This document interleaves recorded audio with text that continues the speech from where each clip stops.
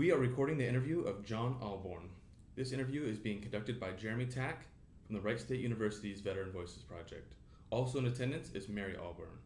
This interview is being conducted at Wright State University in the Veterans and Military Center. It is 1 p.m. on the 8th of August, 2018. John, thank you for being here. Yes, Really appreciate it. So let's get started with where and when were you born? Okay, I was born in Donora, Pennsylvania, December 19th, way back in 1933. And who were your parents and what were their occupations? My dad's name was Fred, and was a steel worker, worked in a steel mill. Donora is just south of Pittsburgh, so it was still in the steel area.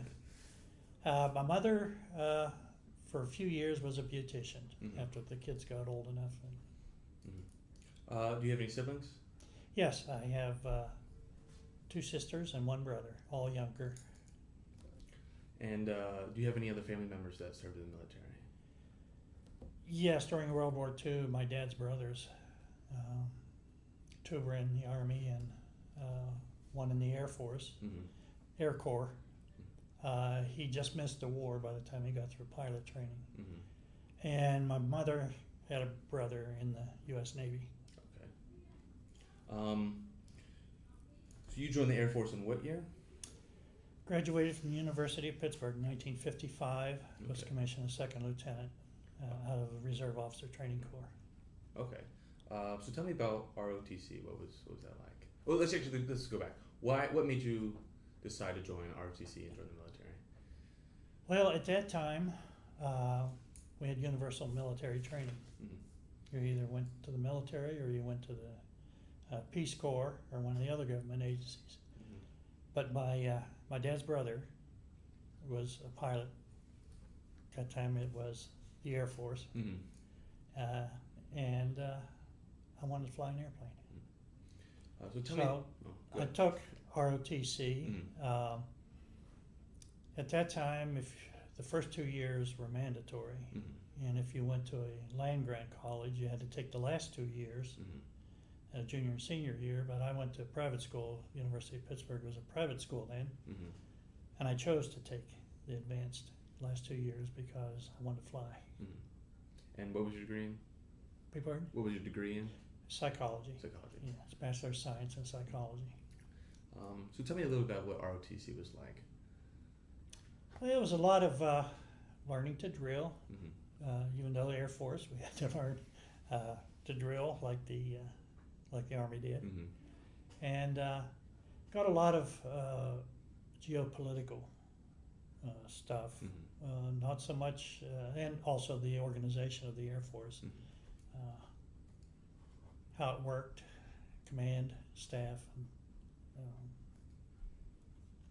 the different functions that made the Air Force work. Is there any instructors or professors that stood out to you that you still remember today? Yes, there was a sergeant, Sergeant Dudley, and he was a neat guy. Got along real well with him.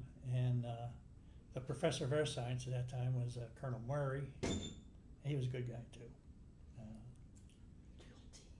I didn't have any direct. He didn't teach any classes, but got to know him real well. As a matter of fact, he took me up on my first airplane ride. Oh, really? Yeah. So when you commissioned, what was that feeling like? Oh, that was great because I was looking forward to it. I'd been accepted into pilot training. I was a distinguished military graduate, which meant I had the opportunity to go into the regular Air Force. At that time, we had reserve and regular, both on active duty, but there was a difference. And I got the opportunity to become a regular officer. I really look forward to pilot training and flying. So you went to pilot training after graduating? Yes, graduated in June. I didn't get called in till the end of February because of the backlog in pilot training, and went into pilot training at primary in Georgia and basic in Texas. Graduated from there and was assigned to McGuire Air Force Base in New Jersey, flying C-118s, which is a military version of the DC-6. And military air transport service, and at that time, we didn't count on civilian air. We flew our own. So MATS, or Military Air Transport Service, was the airline for the military.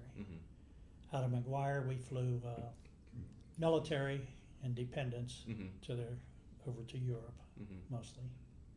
Tell me a little bit about pilot training. What was that like, learning how to fly? It was a little scary. A little scary. I'll never forget the first solo. Had a little airplane tandem seating, in other words, one in front of the other. And the instructor finally got to turn me loose. And he always sat in the back seat. And when we took off, after we broke ground and got the gear up, flaps up, we would turn around and look and make sure we were flying straight out from the runway. I turned around and looked, he wasn't in the back seat. That was quite a jolt. Even though I knew I was solo, the fact that he wasn't there anymore, sort of a shock. Yeah. And it was tough, and we had to toe the mark. They had a system called pink slips. If you had a bad flight and got a pink slip, you got 3 of them, you were out. So that was a little hairy, particularly when you got a pink slip. Did you get a pink slip? Yes, I got 2 in a row. Oh. Scared me half to death. First one I earned, the second one I don't think I did. But I made it through. And then you said you went on to McGuire and the fly C-118s. Flying C-118s, yeah. I was out there 5 years. 5 years.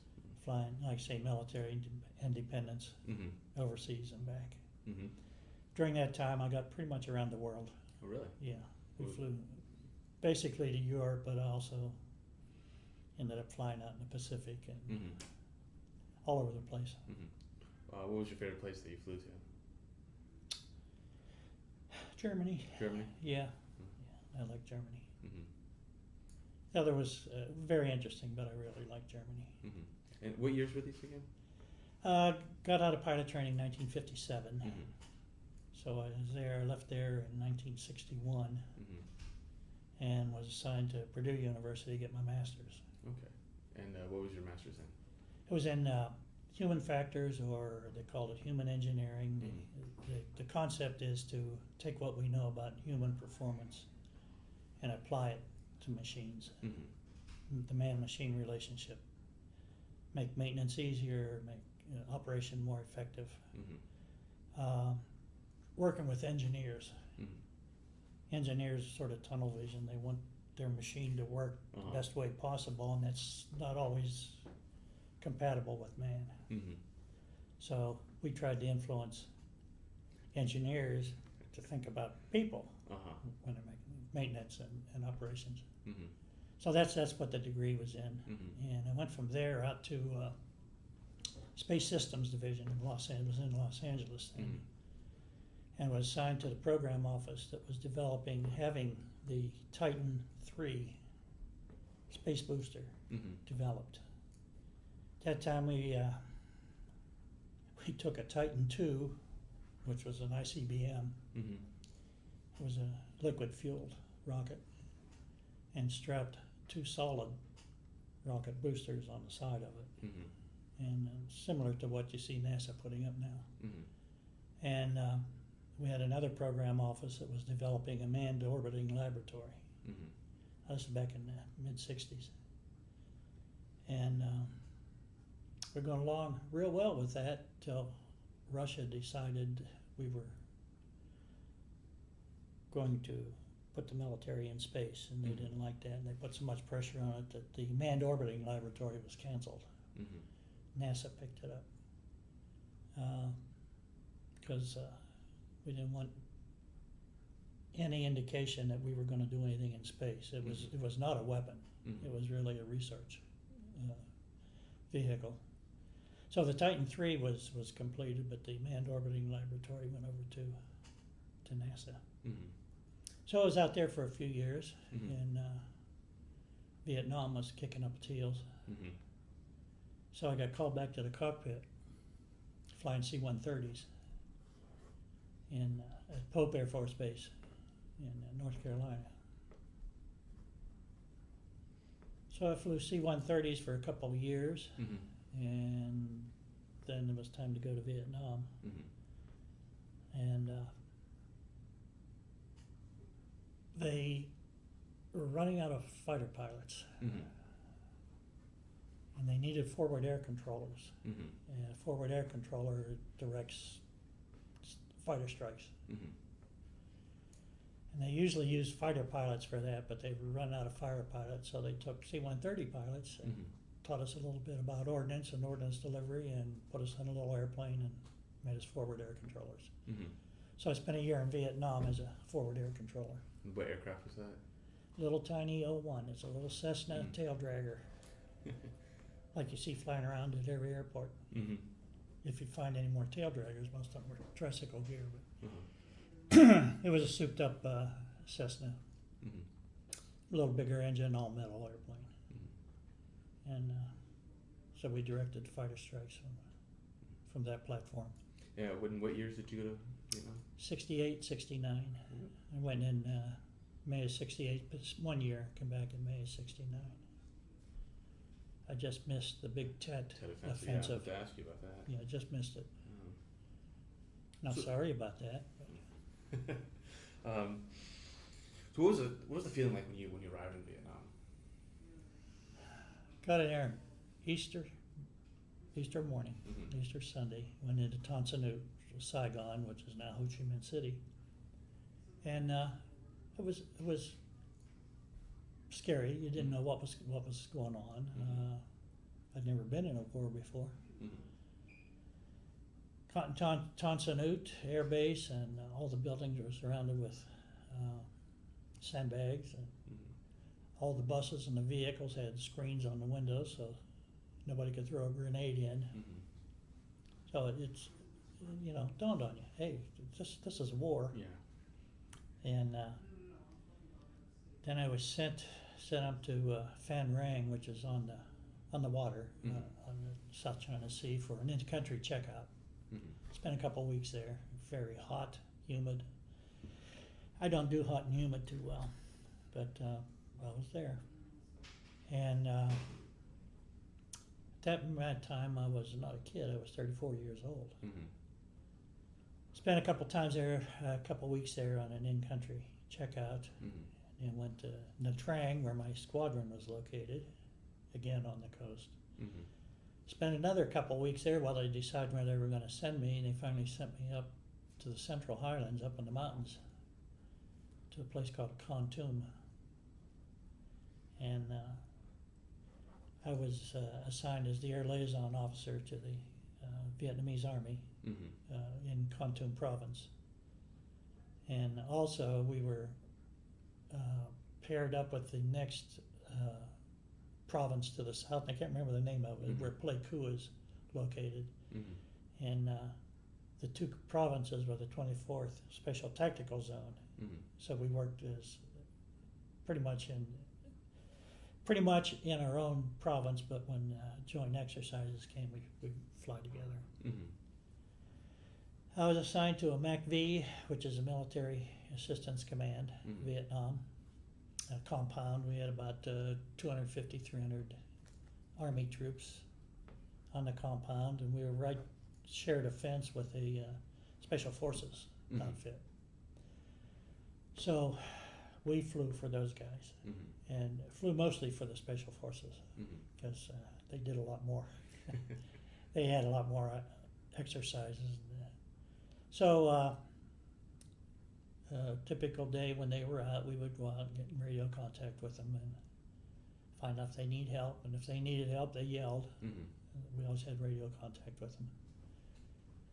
And if they got in contact, then we would go help them and bring fighters if they wanted them. And other than that, we went around and looked, looked for differences, see if we saw any activity, any action. Also got fragged airstrikes. Usually on intelligence targets. So they think there's a building here, or there's troops there, or something, and give us coordinates. We'd take out. Fighter pilots could not drop any ordnance unless we cleared them, unless the forward air controller cleared them. So we had to get clearance from the U.S. Army and from the South Vietnamese Army anytime we wanted to drop ordnance. And on the frag, that if it was a fragged mission, we already had permission to drop. But if the troops in contact, we had to go through all the rigmarole to get clearance from the Vietnamese and from the U.S. to drop. And then the fighters were not allowed to expend any ordnance unless we cleared them. We marked targets with white phosphorus rockets, 2.75 rocket, with white phosphorus tip rather than high explosive. Kind of a brilliant white cloud of smoke. And we'd mark the targets and they'd drop the bombs on them, or strafe them, whatever. What kind of fighters usually that you accompanied with? We used A1s, and those were mostly reserve units and guard units. We had a lot of guard and reserve. Those guys were good because they flew those airplanes and they'd been flying them for a long time, and they knew the airplane. They knew where to put the bombs. The problem with with those airplanes is they only had 4 stations on their wings, 2 on each wing, and they had to drop their outboards at the same time. They couldn't just drop one. It was make it too imbalanced. So we had at most 3 passes. The inboard stations, they could drop one at a time. So they could get 4 passes and they were gone. They had to go back home. F4s carried a little more ordnance, and we could use them a little bit longer. The best by far were the old A1s, which was World War II, developed for the Navy. And they could carry almost their weight in ordnance. They're prop-driven airplane. They didn't have the fuel problems that jets had. A jet burns an awful lot of fuel at low altitude. So when we used the jets, they'd make a few passes, and a lot of times they were worried about fuel. A1s could fly all afternoon, and if they could drop, you could work them all afternoon. They could carry tons of ordnance, and they didn't have to drop 2 stations at a time. They could drop 1 at a time, and they were fantastic. Slow, low, accurate. Loved to work them. And like I said, you could work them all afternoon. Jets were in and out, and the F-100s especially, but those guys were good. They were really good. I used to get a little competition going. Lead would come in and drop. I said, that's pretty good, lead, but okay, get the wingman. Number 2, you need to see what you can do. And I go back to leads. Hey, number 2 did great. Put it right where I wanted it. You think you could do that? Yeah, get them going like that. So, and the thing was about the forward air controller, we lived with the guys we flew for. I mean, when a guy got in trouble, we knew who he was. May have had a beer with him the night before, or ate dinner with him. So it was very personal. And now these guys were advisors.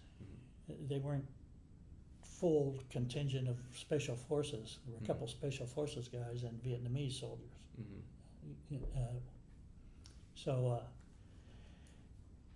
But it was very personal because those were friends down there. And I think I always felt that what I said to the fighters conveyed that feeling that this is my buddy down there.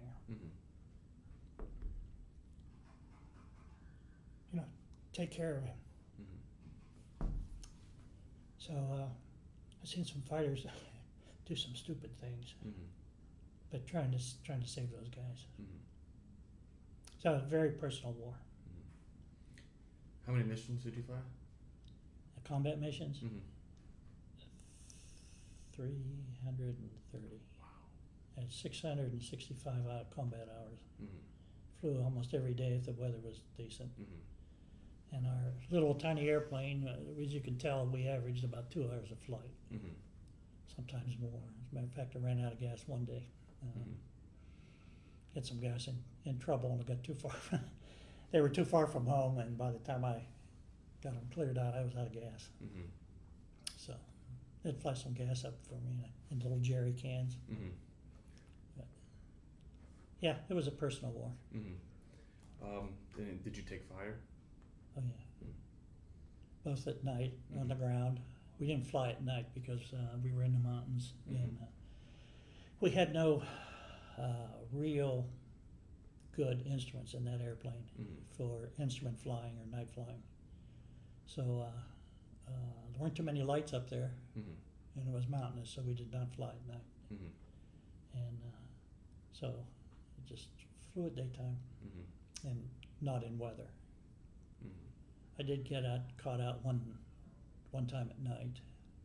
We had some guys in trouble, and I got some F-100s come in, and they had napalm. And by the time I got finished working them, it was dark, and there were no lights on the runway at the airport.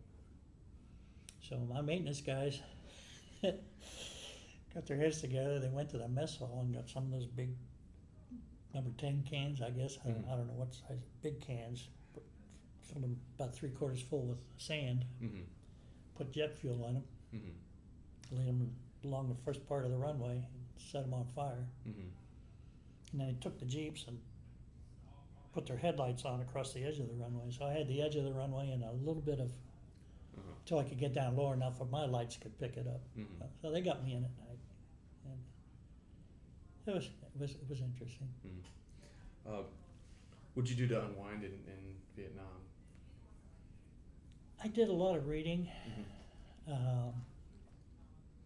I was the air liaison officer, and I had 2 airplanes and four pilots, maintenance guys, radio operators. So I was their commander, so I had them, and but just unwind, read a lot.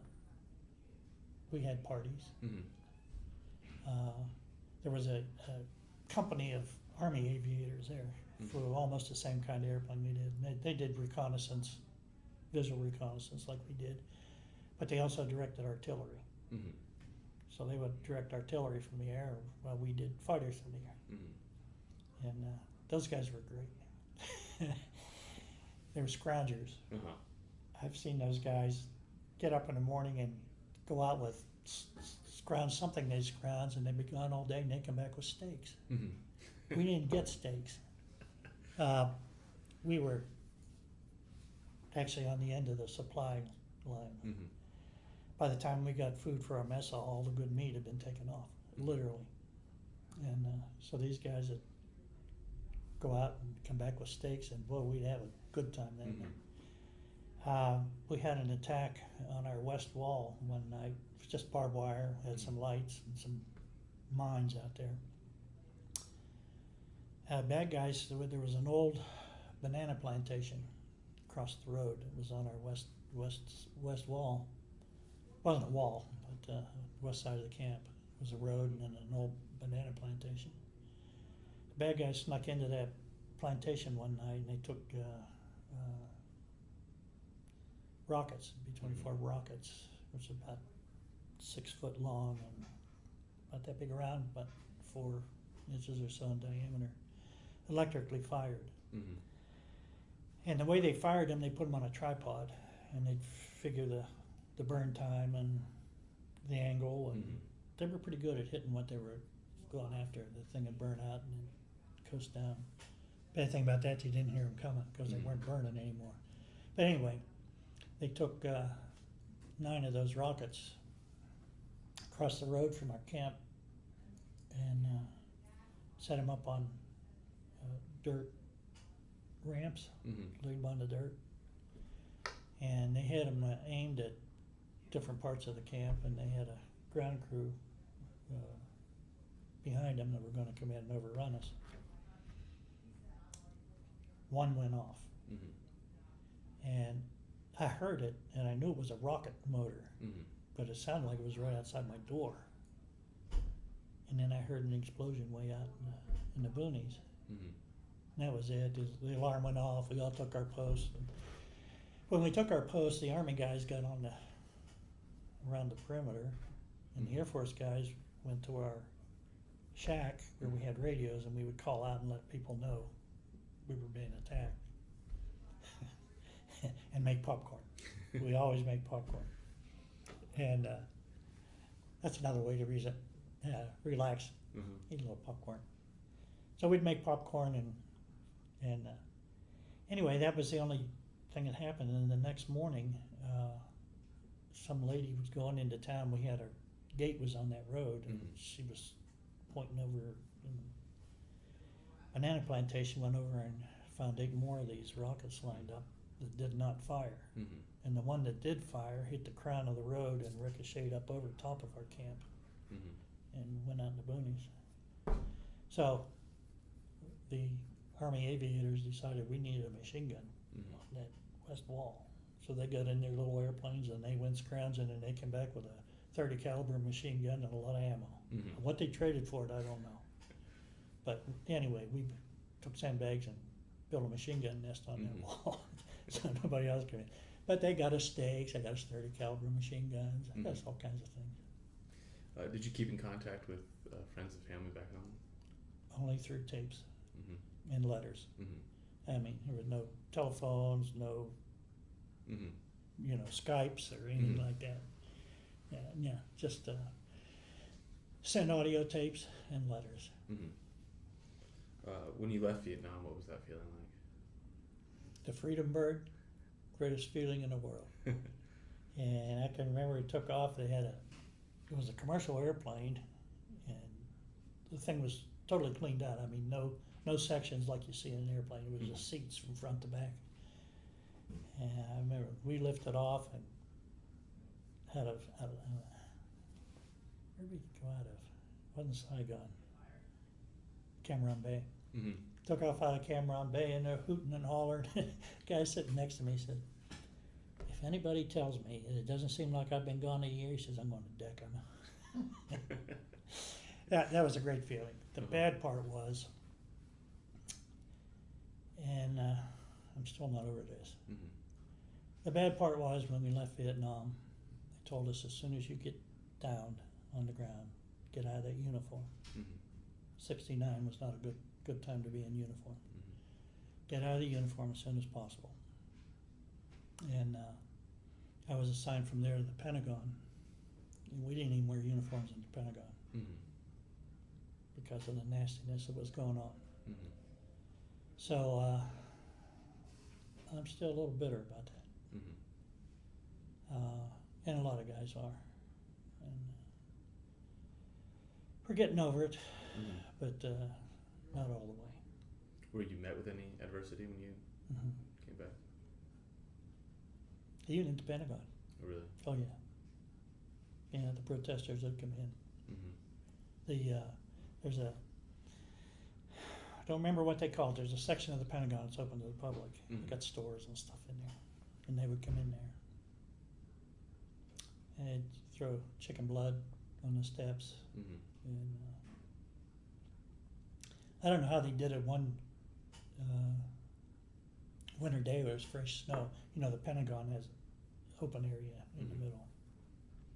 Snow covered, and somebody got in there and tramped out the peace symbol, you know, the Y in the snow in there. I don't know how they got in, but yeah, it was pretty bad.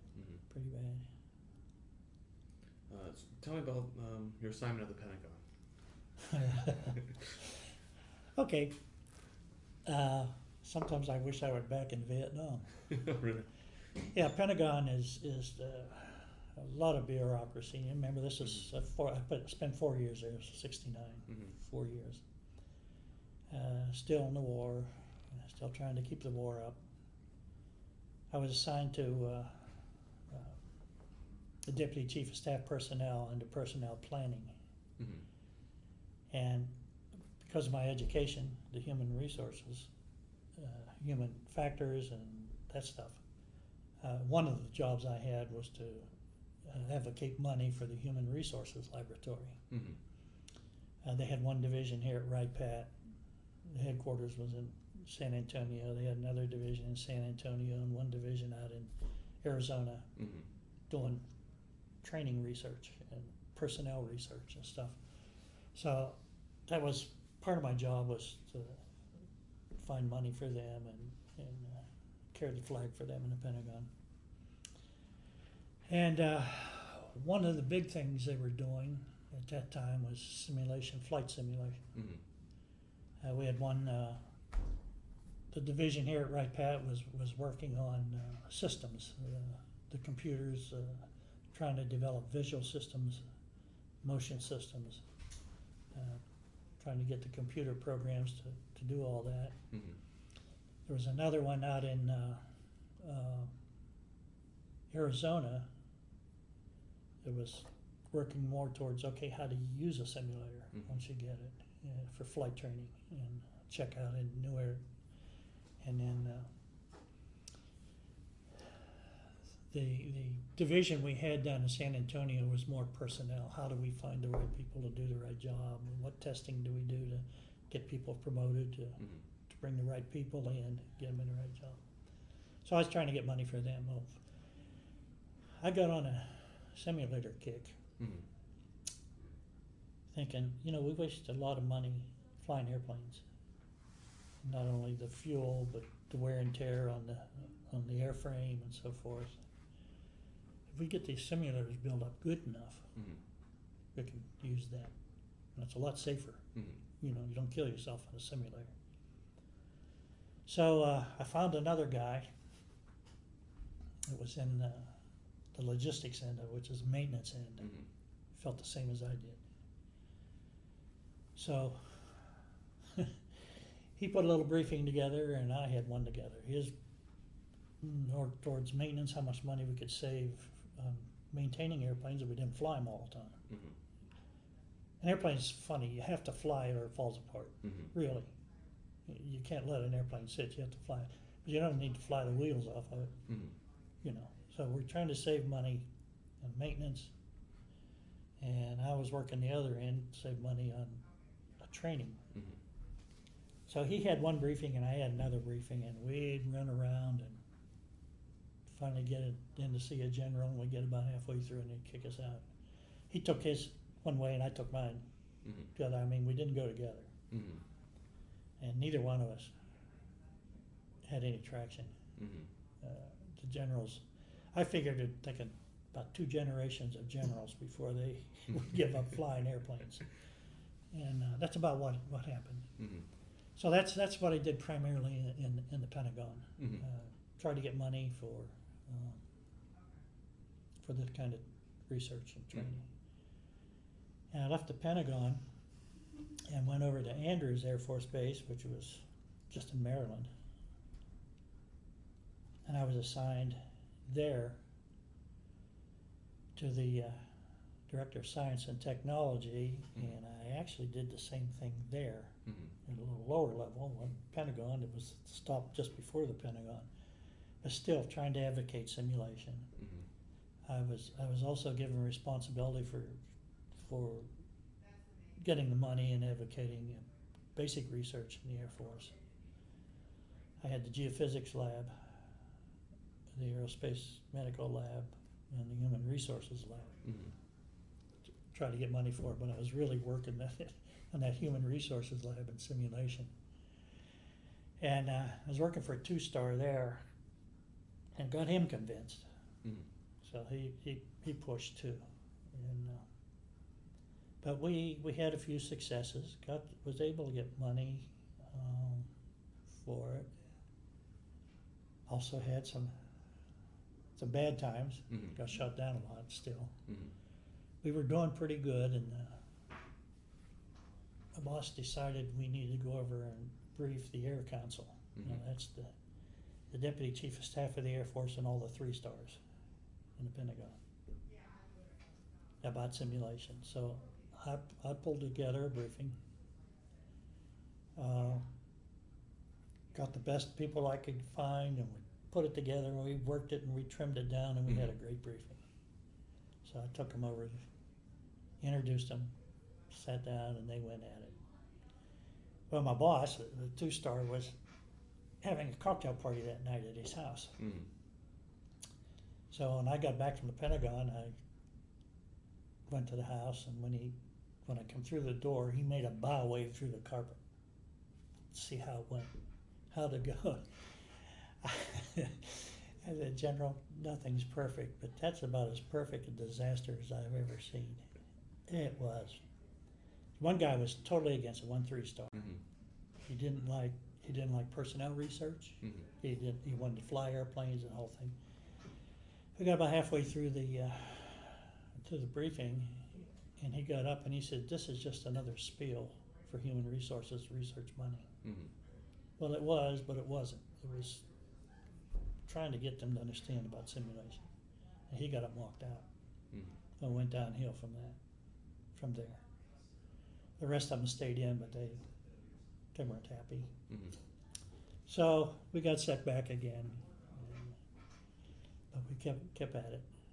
And when I left Andrews after 4 years, I was sent to the Human Resources Laboratory division here in Wright-Patterson. Mm-hmm. And we continued working, going at it, getting as much money as we could to dump into it. And I was had some engineers that here on base that were all for it. So Mm-hmm. we had our own little group that we kept pushing from every angle we could. And I spent a couple years at the laboratory and got promoted to colonel. Mm-hmm. So they moved me down. At that time, they had just started a simulator system program Mm-hmm. for simulators, buying simulators for them, for training. Mm-hmm. So I was a deputy director down there till I retired. Mm-hmm. So I went from getting a lot of bruises Mm-hmm. to finally being in an organization was actually going out and having simulators developed and bought Mm-hmm. for use in the Air Force. So that was great. Mm-hmm. What years were you at right back? Up in 78, I think. Okay. Retired in 81.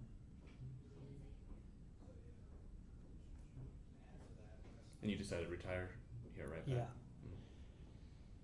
It was a bad time to make the decision. I wanted to get out while I was still young enough to be marketable out on the outside. But we were in a big recession and there was nothing going on. So I did retire in 1981. Mm-hmm. So that was the career. Mm-hmm. What'd you do after you retired? Went to work for Grimes up in Urbana, making aircraft lighting and signage and stuff for inside airplanes and exterior and interior lighting. Mm-hmm. I worked there for a while, Mm-hmm. and then I got totally retired. How long did you work with Grimes? 11 years. 11 years. 11 years. Yeah. Did you still fly after there?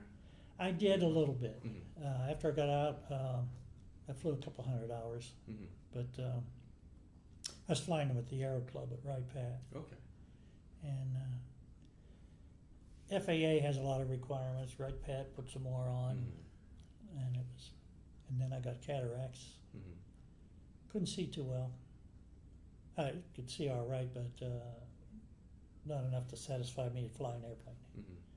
Because when an airplane comes at you, it's just a dot, and it gets big real fast. Mm-hmm. So I want to see them when they're dots. And with cataracts, I was afraid I wouldn't be able to see that. So, so I gave that up. I only had a couple hundred hours civilian time. Impressive career. I'm fascinated. Out of my own curiosity, just because I'm a fan, being a pilot during that era, did you ever know or you know of Colonel John Boyd? No, no. I saw you had a quote. Yeah. And I saw that. I have an uncle named John Boyd, but oh, really? A great uncle, something like that. But, no, he's my Air Force hero, but he's not very well known. He's kind of an unsung hero, but he flew in Korea. Then he worked at the Pentagon many years, trying to advocate for fighters, first bombers. But the Air Force isn't a big fan of him, so they don't talk about him too much. The Marine Corps loves him though, so because he did a lot for the Marine Corps. But I was just curious, given your time period. Yeah. So what is your proudest moment in the Air Force? Had a lot of them. Had a lot of them. Mm-hmm. I think probably my proudest was when I was selected to be colonel Mm-hmm. and getting those wings. Mm-hmm. That was a great feeling to get those Mm-hmm. wings. Yeah. How many total hours of flying time did you have in the military? 7,156. Yeah, quite a few. Uh-huh. Quite a few. And yeah, I just got a little note here. We did get an opportunity to go back to Vietnam Mm-hmm. in 90, 2006. 2006. Mm-hmm. We got a chance to go back to Vietnam. I always really wanted to go back. Mm-hmm. I was up in the mountains where it was fairly cool. I went down where it was hot and humid. I liked the people. Mm-hmm. They're neat little people. Mm-hmm. I say little because I'm 6 foot tall, but I enjoyed them. I liked them. Mm-hmm. Now it's true, you didn't know who the bad guys were. Mm-hmm. I mean, probably some of those people I liked were throwing grenades at me at night. But, and it was beautiful in the Central Highlands. Mm-hmm. It's not jungle. It's a triple layer canopy, Mm-hmm. hardwood and open areas that look like great picnic places. Mm-hmm. So I wanted to go back, and we had an opportunity in 2006 to go back with the United Methodist Church. Mm-hmm. They had an underground church Mm-hmm. in Vietnam. Since the North took over, communism took over, religion's not a big thing. It's not encouraged. Mm-hmm. They recognize the Roman Catholic Church and, of course, Buddhism, Mm-hmm. but not much more. So the United Methodist Church had an underground church going, and our local conference, the United Methodist Church, decided to show some support Mm-hmm. for this church. So they decided if there were any Vietnam veterans that might want to go back, it would be a good excuse for going into the country. Mm-hmm. So we did.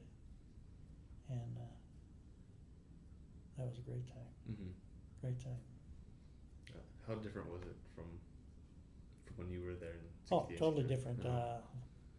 They said instead of carrying a gun, I carried a Bible. Uh-huh. It was different. Mm-hmm. It had grown quite a bit. Now they would not let us go up to where I was stationed. Mm-hmm. I don't know why. I Googled it, Mm-hmm. took a look at it, and Google Earth. Mm-hmm. They've done quite a bit. They dammed a river and have a big power plant up there now, and a lot of paved roads, Mm-hmm. stuff that we didn't have back then.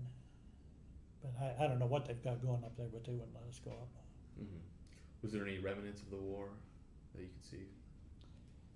No, I didn't see much. We went to a couple of museums. Mm-hmm. And we went to the Hanoi Hilton, Mm-hmm. where they kept pilots. It's a museum, Mm-hmm. and it was interesting. We flew into Hanoi, went to bed, got up the next day, and said, "Okay, we want to see the Hanoi Hilton." Mm-hmm. So we went there, and it was closed. And we were told that we'd probably be watched, shadowed, Mm-hmm. that kind of stuff. So we went to the Hilton that was closed, so we're across the street taking pictures of it, and I'd be darned if they didn't open it up and take us on a tour. Uh-huh. So yeah, we were being watched. Uh-huh. I mean, we'd only been in country a few hours, and Mm-hmm. they knew where we were and what we were doing. Mm-hmm. So yeah, there was one place we were told they told us if we were told to get out, Mm-hmm. go. Don't ask questions, just go. That happened once Mm-hmm. down in Ho Chi Minh City. So, but it was interesting. Didn't see we did get to visit some of the big battlefields like Hue rather, and Underground. yeah, down in the Delta area. Mm-hmm. Looked at a lot of the tunnels Mm-hmm. and able to get in them if you weren't claustrophobic. Mm-hmm. Colonel. Oh yeah, met a North Vietnamese colonel. Really? Yeah, who is a Christian. Mm-hmm. And we had lunch with him, and he's a neat old guy. He was in the Battle of Way. Mm-hmm. It was his troops fighting our troops there. Mm-hmm. We had a Marine with us that was a radio operator Mm-hmm. at Way, and the colonel knew who he was. Really? He told him he was a radio operator such and such, and he said, "I know who you are." So Uh-huh. that was interesting. It's a neat experience. It was a neat experience. Well, wrapping up here, what message would you like to leave for future generations that might be viewing this interview? Tell you the truth, what I would like to see is another universal military training. Mm-hmm. I would like to see our young men and women spend 2 years in the military Mm-hmm. out of high school.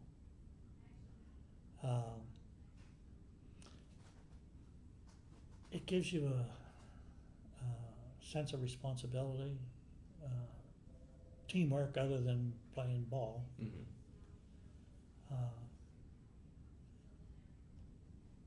And discipline. Mm-hmm. And I see that as lacking in a lot of our kids, the discipline, the sense of responsibility, which is something the military will give them. Or any other, like we used to have, a Peace Corps or anything else that has its regimen. Mm-hmm. I would really like to see that, because I that's one of the things I got, and I could see the difference between a military operation and a commercial. The acceptance of responsibility and the discharge of responsibility Mm-hmm. in the military is unparalleled. It's been a while since I've been in there. Mm-hmm. It's been not since '81, but just comparing that with the little bit of time I had with in the outside, in the commercial area, it's a big difference. And it's a difference that shouldn't be there. Mm-hmm. So that's the big thing I got out of the military. Mm-hmm. The discipline, the sense of responsibility, and the teamwork is really teamwork. Mm-hmm. It's really teamwork, because the lives depend on it. You know, you gotta count on that guy to watch your back. I always thought even back to the guy that orders parts to put on the shelf, Mm-hmm. and the guy that goes and gets them, and the guy who takes them out, replaces them on my airplane, Mm-hmm. so I could get my butt back on the ground Mm-hmm. safely. And you know, that's a big team, and that's a long string, but it's there, Mm-hmm. and people realize it. And I think I would like to see more of that stuff in our civilian life Mm-hmm. that I didn't see in industry. Mm-hmm. And we've got a son that's was Navy, Mm-hmm. and he just pulled one tour in the Navy, and then Mhm. reserved. He's retired out of the reserves, but he has the same problem. He's worked for years in the Mhm. industry, and he's had exactly the same problem. It's just lack of responsibility for people. You can't count on them. Mm-hmm. They're working for themselves. Not that you don't see that in the military too, but it's just different. Mm-hmm. You know, something I think it would be great for this country if everybody experienced it. Mm-hmm. Is there anything you'd like to add that we didn't talk about? I don't think so. We've talked about it quite a bit here, quite a bit. Well, I love the time in the Air Force. We say I only retired because I was getting to an age that mm-hmm. I didn't want to wait too long. Plus, I could see there were no stars in the future. Mhm. I was not going to be a general officer. Mhm. But I sure enjoyed what I had. Mm-hmm. It was rough on the family. I had 4 children. Mm-hmm. It was rough on them. I know that. I didn't get to spend the time with them I wanted to. Mhm. And, would like to. And there a lot of things that went on I couldn't tell them about, or didn't want to tell them about. So, but it was a good life, great life. And, Cool. and I would recommend any young man or young woman try it. Mm-hmm. Try it. Well, John, I appreciate it. Thank you for being here. You're welcome. I enjoyed being here. Love listening to your story. And thank you for your service. Really appreciate it. Thank you. You're welcome. That concludes the interview of John Ahlborn.